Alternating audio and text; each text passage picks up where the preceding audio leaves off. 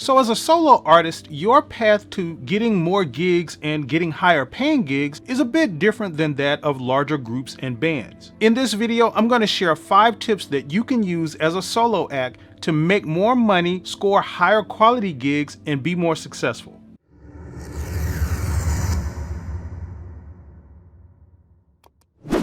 Hey, and welcome to Music Space, where we help working musicians just like you learn how to quickly and easily make a living with your craft. So if you're new here to the channel, hit that subscribe button and the notification bell. That way you'll be notified when new videos are uploaded. So as a solo artist or musician, you generally don't have the luxury of getting the same type of gigs that larger bands do. Things like large wedding receptions and large company parties, etc. are generally things that people want a full band for as far as their entertainment. Solo acts are generally doing the type of gigs that provide background music, for people to talk, mingle, and eat to. So things like small coffee shops and restaurants or engagement dinners are the types of things that generally people hire solo acts for. And the problem with that is not only that the audiences at these types of things are a bit smaller, but they also tend to pay less. So how do you as a solo act work your way up to better, higher paying gigs that get the same respect and the same pay that larger bands get? Well, one thing you can do is work with other musicians. So really, the biggest problem as a solo artist is the inherent nature of it. You're isolated. So you don't have the benefit of being associated with others, which is a significant way that we tend to see and value people. The general idea that people have in mind about you is that you're just a guitarist that sings, or you're just a keyboard player who stands at the mic. And that may not even be the full idea of what you do as a solo act, but this is just the way that people tend to see you. And that comes with the idea in their minds that you're just a person that provides the background dinner music. What you do isn't for a party and for dancing and for fun. And these are the thoughts that people have when you're isolated and alone like that. But a great way to remedy this is to be seen and associated with other musicians and other bands. I would even suggest having your own band as a backup to what you do. So if you get one of those calls for a big gig that requires a band, you already have a band in place that you can use. But even outside of that, when you're working with other bands, you can even have your own persona when you're working with them. So it could be such and such band featuring you as the solo act. But it's really important to have those associations with other musicians and other bands if you want those larger paying gigs as a solo artist. Now, another thing you can do is market yourself more regularly. So another problem is that it's generally easier to remember the name of a band than it is to remember the name of a single person. So for example, most people know of the name The Beatles rather than knowing the individual names that make up the Beatles.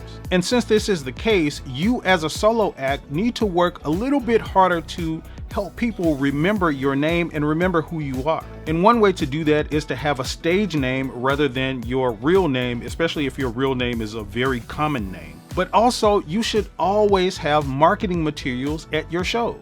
A huge benefit that you have as a solo act and playing for those smaller audiences is that those smaller audiences tend to be more intimate. So you can talk to and meet people a whole lot easier than you can at the larger events that the full bands play. So you could even do something like leave a card at all of the tables at your shows that has a QR code on it that pulls up information about you and your social media and who you are. And also, when you're on stage, you need to be announcing your social media. Tell people your social media and have them follow you on the spot. And also always be announcing where you will be next, like announce where your next show will be. It's just really important as a solo act that you do as many things as you can to get your name out there and help yourself be remembered. And speaking of marketing, you may have heard by now, but I'm doing a free masterclass for musicians that teach you about these things, teach you how to market and get your name out there and your band's name out there. And it's happening really, really soon. This is actually the last announcement about it. So just go ahead and sign up for it. It's completely free, and the link to register for it is in the description of this video. Now, another thing you want to be doing as a solo act is performing cover tune hits. So another thing that's working against you as a solo musician is that it's much harder to replicate the songs that you hear on the radio with just a guitar or just a keyboard. So a lot of solo musicians stray away from the more popular tunes and then sort of opt for the more easier tunes that they can play easier on the guitar and sing.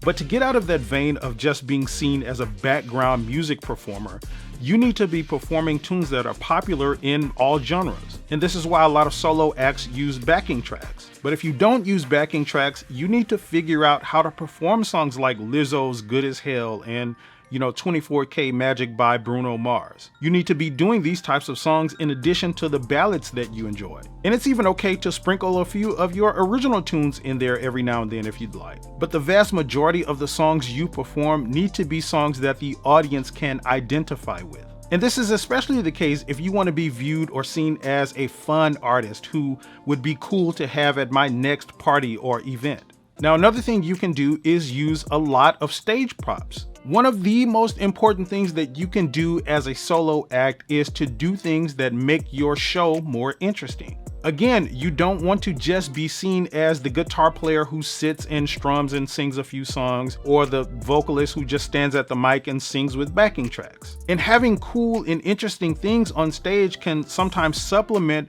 what, having a full band there provides. So if you have some cool neon lights or RGB lights or whatever at home that you can bring on stage with you when you perform, bring them. Got some extra instruments at home like a cool colored guitar or a microphone with diamonds on it or a keyboard that you practice on, bring those things to your show and incorporate them in your performance. So now when the guitar solo comes up in the backing track that you're using, you don't just have to stand there in the mic and just listen to it. You can pick up the guitar and act like you're playing that solo, make your show more interesting. And also, if you have any sort of technology that you can use as stage props, use that as well. I've seen solo acts do things like bring a crowd clapping sound effect to their shows so that when they finish a song, they hit that sound effect and it sounds like an audience is clapping and they say thank you, thank you, thank you. And the audience gets a kick out of that. So stage props is definitely something you want to be incorporating in your show to make your show more interesting.